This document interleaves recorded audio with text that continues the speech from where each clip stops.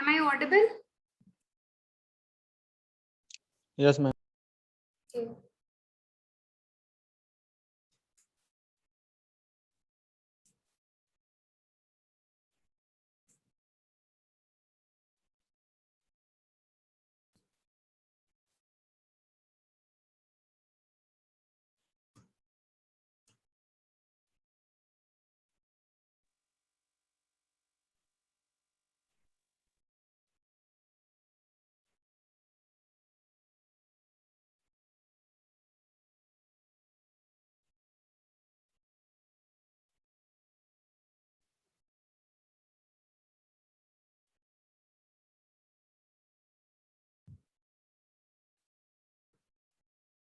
दो तीन minute wait कर लेते हैं ताकि सारे लोग ज्वाइन हो जाएं क्लास में।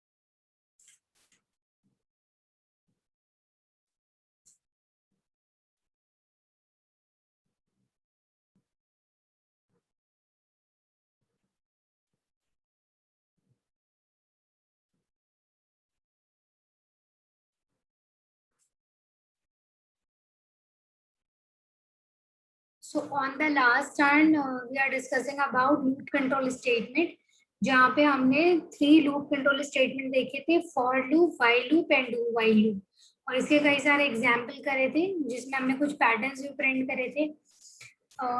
वो सारे ही प्रोग्राम्स हम आपको लैब में दोबारा से कराएंगे। आज कंट्रोल स्टेटमेंट में ही आपके कुछ कीवर्ड्स भी होते हैं जो as a control statement act करते हैं, ठीक है। तो वो जो कीवर्ड्स हैं वो हैं आपके, फर्स्ट कीवर्ड है आपका गो टू स्टेटमेंट। ठंड लग रही। पहला कीवर्ड है वो आपका है गो टू स्टेटमेंट, ठीक है। अभी तक हमने क्या करा था, लूप कंट्रोल स्टेटमेंट करे थे जहां पर हम प्रोग्राम के कंट्रोल को टैकल कर रहे थे। प्रोग्राम के कंट्रोल को टैकल करना मीन्स कि जब हमारा कोई प्रोग्राम रिपीटेडली परफॉर्म हो रहा था तो हम वहां पर क्या यूज कर रहे थे, लूप्स यूज कर रहे थे, ठीक है। और हमारे प्रोग्राम को रिपीटेशन को अवॉइड करने के लिए हम उसकी जगह पर लूप्स को यूज कर लेते थे। अब अगर हमें किसी प्रोग्राम का कंट्रोल किसी एक स्पेसिफिक स्टेटमेंट पे ट्रांसफर करना हो या जंप कराना हो तो फिर हम वहां पर गो टू स्टेटमेंट का यूज करते हैं। The control is unconditionally transferred to the statement associated with a label specified into the go-to statement. The form of go-to statement is go-to और label name, ठीक है। तो go-to statement जहां पर भी यूज होता है, जब भी आप लिखेंगे go-to और label name, कोई एक लेवल नेम आपको डिफाइन करना पड़ेगा, जहां पर भी उस लेवल नेम अकर होगा वहीं पर आपका प्रोग्राम का कंट्रोल जो है वो चला जाएगा और फिर वहीं से एग्जीक्यूट हो जाएगा। तो प्रोग्राम में कुछ स्टेटमेंट को स्किप करने के लिए या कोई कंडीशन चेक करके उसके बाद उसे स्किप करने के लिए हम वहां पर गो टू स्टेटमेंट का यूज करते हैं। तो हमारा कंट्रोल क्या होता है, अनकंडीशनली ट्रांसफर हो जाता है वहां पे, ठीक है। कोई कंडीशन नहीं लिखेंगे आप, पर आपका प्रोग्राम, अगर आपने कोई कंडीशन चेक करी और आपको किसी स्टेटमेंट पे जाना है तो वहां पर हम गो टू स्टेटमेंट का यूज करते हैं। तो ये एक प्रोग्राम है, प्रोग्राम तो following program is used to find the factorial of the number. Factorial of the number का प्रोग्राम हमने पहले भी किया था बाय यूजिंग लूप। यहाँ पर हम देखेंगे कि इस प्रोग्राम में गो टू स्टेटमेंट को कैसे यूज किया है, ठीक है। तो सबसे पहले हम प्रोग्राम में हेडर फाइल्स लिखते हैं, फिर मेन फंक्शन है, उसके बाद int n and c. Int n वो नंबर है जिसका आपको फैक्टोरियल कैलकुलेट करना है, सी आपका काउंट है, ठीक है। सी आपका वो वेरिएबल है जो एज अ काउंटर एक्ट करेगा, ठीक है। उसके बाद हमने एक और वेरिएबल ले रखा है एफ, जिसे हमने डिक्लेयर किया लॉन्ग इंटीजर टाइप का। उस एफ में हम क्या डिक्लेयर, उस एफ को हमने इनिशियली क्या किया है, इक्वल टू 1। इट मीन्स कि उस इनिशियल एफ की वैल्यू, उस वेरिएबल की वैल्यू हमने क्या असाइन कर दी है, 1। Print f enter the number, ठीक है। ये स्टेटमेंट हमारा exit as it is print हो जाएगा। उसके बाद scan f %d %m %n, क्योंकि n जो है वो हमने इंटीजर टाइप का यूज किया है, तो हमने स्कैनफ में भी हमने %d को यूज किया है, वो हमारा फॉर्मेट स्पेसिफायर है। तो हमारी कीबोर्ड से वैल्यू भी इनपुट हो गई n की। n वो नंबर है जिसका आपको फैक्टोरियल कैलकुलेट करना है। ठीक है, इतना सबको क्लियर है। पहले हेडर फाइल, फिर मेन फंक्शन, उसके बाद 3 वेरिएबल डिक्लेयर करें जिसमें n और c इंटीजर टाइप का है, f जो है आपका लॉन्ग इंटीजर टाइप का है जिसकी वैल्यू हमने 1 असाइन की थी। उसके बाद printf एंटर द नंबर, ये लाइन एज इट इज आ जाएगी। स्कैनफ से हमने n की वैल्यू को इनपुट करा लिया है। If n is less then 0, अगर हमने n की वैल्यू जो है 0 से लेस देन इनपुट करी है तो हमने गो टू कमांड यूज करी है। गो टू के बाद हमने लिख दिया एंड, मतलब एंड जो है वो लेवल नेम है और सेमीकोलंस लगा दिया। तो हमारा अगर वैल्यू जो है वो n की चेक होगी, अगर वो लेस देन 0 है तो अपने आप ही प्रोग्राम का कंट्रोल कहाँ पर चला जाएगा, एंड ब्लॉक पे चला जाएगा। एंड ब्लॉक पे देखिए हमारा रिटर्न 0 लिखा है, तो रिटर्न 0 होकर प्रोग्राम जो है वो टर्मिनेट हो जाएगा। अदरवाइज एक फॉर लूप यूज होके फैक्टोरियल कैलकुलेट हो जाएगा। फैक्टोरियल कैलकुलेट करने का लॉजिक मैं आपको 2-3 बार बता चुकी हूँ। ठीक है, तो यहाँ पे इस प्रोग्राम में इंपॉर्टेंट क्या है कि हमने एक गो टू स्टेटमेंट यूज किया है। गो टू स्टेटमेंट के बाद हमने एक लेबल नेम लिखा है, ये लेबल नेम एंड नाम से डिफाइन है। जैसे ही एन की वैल्यू चेक होगी और वो लेस देन 0 है अगर इनपुट वैल्यू, तो वो कहाँ चला जाएगा, एंड ब्लॉक पे चला जाएगा।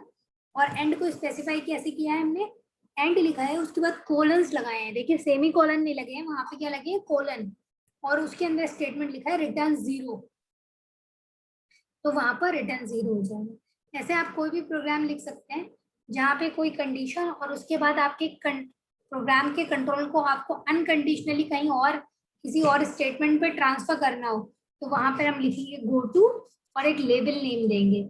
यहाँ पर लेबल नेम एंड लिखा हुआ है और उस लेबल नेम को हमें प्रोग्राम में कहीं और पे डिफाइन करना पड़ेगा। तो एंड के बाद हमने कोलन्स लगाए और रिटर्न 0 लिखा है। ऐसे ही आपको अगर कोई कैलकुलेशन परफॉर्म करनी हो तो आप यहाँ पर कोई कैलकुलेशन भी लिख सकते हैं। रिटर्न 0 की जगह वो कैलकुलेशन लिख दीजिए कि प्रिंट की, सपोज हमें प्रिंट कमांड लिखनी है, प्रिंट, हमने एंड में लिख दिया प्रिंट है factorial can not be calculated, तो हमारा ये स्टेटमेंट भी प्रिंट हो जाएगा। जैसे यहाँ पे गो टू एंड लिखा है, एंड की जगह पे आप कोई और स्टेटमेंट भी अपने आप से डिफाइन कर सकते हैं। सपोज हमने लिख दिया गो टू ए, तो यहाँ पे एंड की जगह पे ए आ जाएगा, कोलन लगाएंगे और हम यहाँ पे उसकी जो भी स्टेटमेंट है वो लिखेंगे। तो गो टू स्टेटमेंट हमेशा प्रोग्राम को अनकंडीशनली ट्रांसफर करने के लिए यूज होता है कंट्रोल को। इसके अलावा कुछ और हमारे स्पेशल कंट्रोल स्टेटमेंट है, वो है हमारा return statement, break statement and continue statement. Return और ब्रेक जो है वो हम 2-3 बार देख चुके हैं। जैसे हम प्रोग्राम का कंट्रोल अभी हमने पिछले प्रोग्राम में ही देखे, रिटर्न 0 यूज किया है।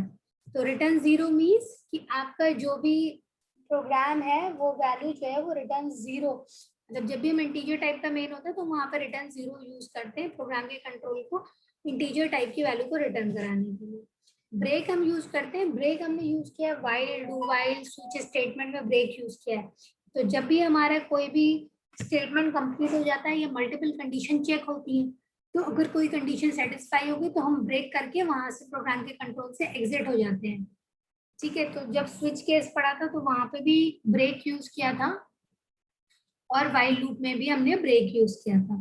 तो ब्रेक और रिटर्न तो हमारे कई प्रोग्राम में यूज हो चुके हैं। ठीक, नेक्स्ट स्टेटमेंट है आपका कंटिन्यू स्टेटमेंट। ठीक है, ये आपके प्रोग्राम के कंट्रोल को टर्मिनेट करने की जगह कंटिन्यू करने के लिए यूज होता है। तो पहले डिफरेंस देख लीजिए, what is the difference between break and continue.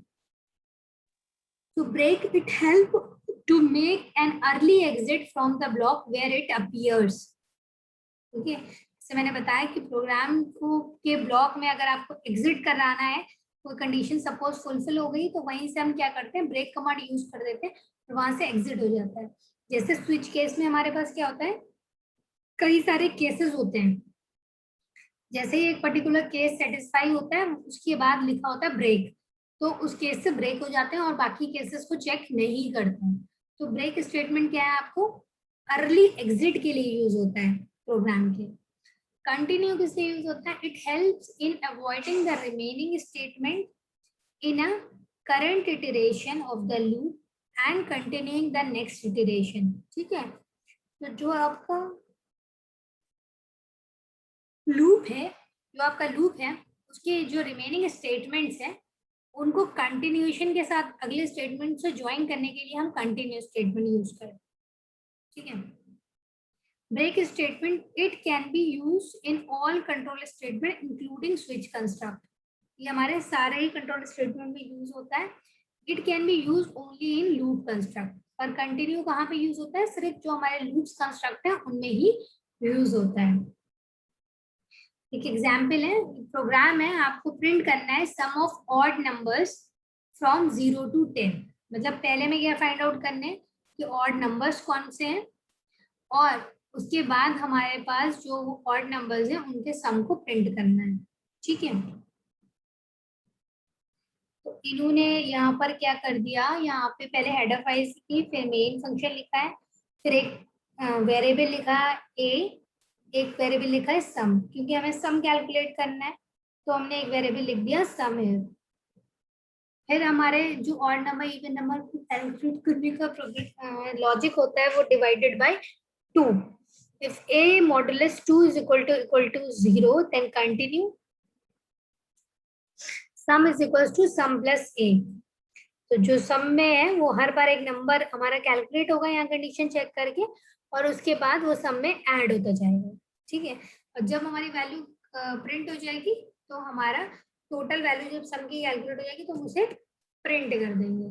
तो अब अगर इफ की कंडीशन आप देखेंगे तो इफ की कंडीशन के बाद भी वो प्रोग्राम हमारा कंटिन्यू रहेगा और सम स्टेटमेंट को प्रिंट करेगा। तो अगर आप देखेंगे लूप के अंदर हमने एक कंडीशनल कंट्रोल स्टेटमेंट लगाया है और उस कंडीशन कंट्रोल स्टेटमेंट के बाद वहां पे प्रोग्राम टर्मिनेट नहीं हो रहा, उसके बाद सम कैलकुलेट हो रहा है और सम को हम क्या कर रहे हैं, प्रिंट करा दे रहे हैं। ऐसे करके आप कंटिन्यू स्टेटमेंट यूज कर सकते हैं जहां पे आपको कंटिन्यूएशन में एक या दो स्टेटमेंट जो है वो कंटिन्यू कराने होंगे, वहां पे कंटिन्यू यूज करेंगे। So there are some common programming errors writing expressions like a is less than b or less than c.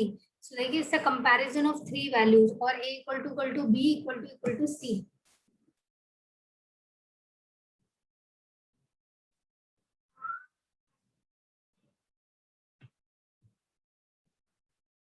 किसी ने क्वेश्चन पूछा है if the condition is false. Yes, condition is false क्योंकि because आपने if की जो condition देखी, a modulus 2 is equal to 0 will generate your even numbers, okay? ठीक है, हमने इवन ऑड नंबर्स के जो प्रोग्राम करे थे उसमें क्या किया था, हमने इफ के साथ ये कंडीशन लगाई थी number is even else number is odd. हमें वैल्यू तभी तो मिलेगी जब हमारी कंडीशन, इफ की जो कंडीशन है वो हमारी फॉल्स हो जाएगी, उसके बाद हमारा टर्मिनेट हो जाना चाहिए ब्लॉक, पर हमें टर्मिनेट होके उसे कंटिन्यू करना है, हमें ऑड नंबर्स मिलते जाएंगे और हम ऑड नंबर्स को ऐड करते चले जाएंगे, ठीक है। इसीलिए हमने कंटिन्यू कराया है कि मतलब वैसे तो क्या होगा, नॉर्मल कंडीशन में हमारा स्टेटमेंट जो है वो ब्रेक होना चाहिए, मतलब ब्रेक हो जाता है ऑटोमेटिकली, पर हमें ब्रेक नहीं करना है, इसलिए हमने वहां पे कंटिन्यू स्टेटमेंट लगाया कि कंडीशन फॉल्स होने के बाद भी हमारा कंटिन्यू रहे प्रोग्राम और हमारे सम होता चला जाएगा, ठीक है। तो there are some common errors like combination of writing the expression like a less than b less than c और a इक्वल टू b और b इक्वल टू c।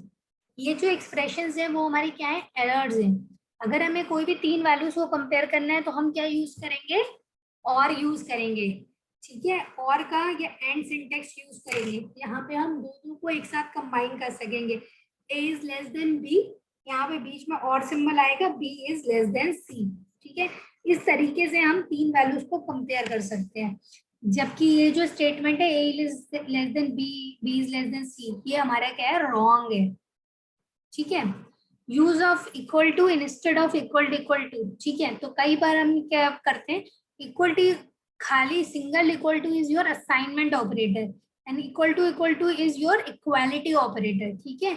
जहां पे इक्वालिटी चेक करते हैं कि एक पर्टिकुलर वैल्यू दूसरे particular value के इक्वल है, तो वहां पे हम दो बार इक्वल साइन यूज करते हैं, ठीक है। और जहां पे हम सिंगल इक्वल साइन यूज करते हैं वहां पर क्या होता है, वैल्यू को असाइन करते हैं।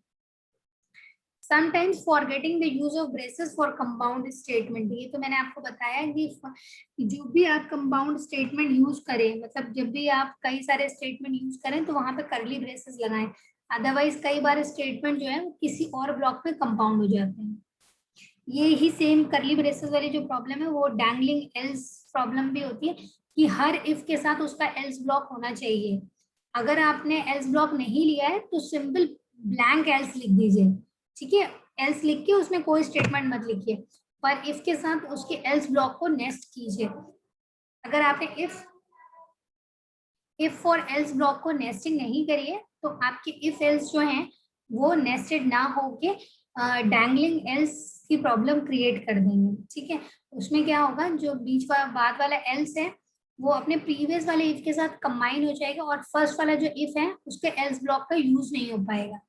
तो हर बार आप करली ब्रेसेस यूज करिए, हर बार करली ब्रेसेस के अंदर अपने स्टेटमेंट लिखिए, और अगर करली ब्रेसेस नहीं यूज कर रहे हैं तो हर इफ के साथ एल्स ब्लॉक यूज कीजिए। अगर कहीं पर इफ के साथ एल्स ब्लॉक नहीं है तो सिर्फ नॉर्मल एल्स ब्लॉक लिख के उसे ब्लैंक छोड़ दीजिए। Use of semi colons in the loop, कई बार जो है सेमी कॉलन्स लगाते थे लूप में, ये भी एक एरर है। जैसे ही आप लूप में सेमी कॉलन्स लगा देंगे देन वो फर्दर एग्जीक्यूट नहीं होगा, तो हम लूप में सेमी कॉलन्स नहीं लगाते हैं। Floating point equality, floating point equality भी एरर होती है जहाँ पे हम फ्लोटिंग वैल्यूज को इक्वालिटी को चेक करते हैं तो कई बार उसमें एरर्स अगर आ जाती है। तो यूजुअली रहता है कि आप इंटीजर टाइप से ही स्टार्ट करें और उसको चेक करें। तो देयर आर सर्टेन एरर्स यहाँ पे हम इनको अवॉइड कर सकते हैं। तो इन सारी प्रॉब्लम्स को अभी तक हमने जितना भी पढ़ा ये हमने लूप कंट्रोल स्टेटमेंट पढ़े। अब जो भी नेक्स्ट टर्न होगा उसमें मैं आपको फंक्शंस पढ़ाऊंगी, ठीक है। जो नेक्स्ट टर्न आएगा सी प्रोग्रामिंग का उसमें हम डिस्कस अबाउट फंक्शंस, ठीक है। सो आज की क्लास हम यहीं पर वाइंड अप करते हैं क्योंकि हमारे लूप कंट्रोल स्टेटमेंट फिनिश हो गए हैं। यहाँ पे ये वाली स्लाइड्स मैं आपको गूगल क्लासरूम में पोस्ट कर दूंगी और आप वहां से इसको डाउनलोड कर लीजिएगा। Okay, that's all with the class.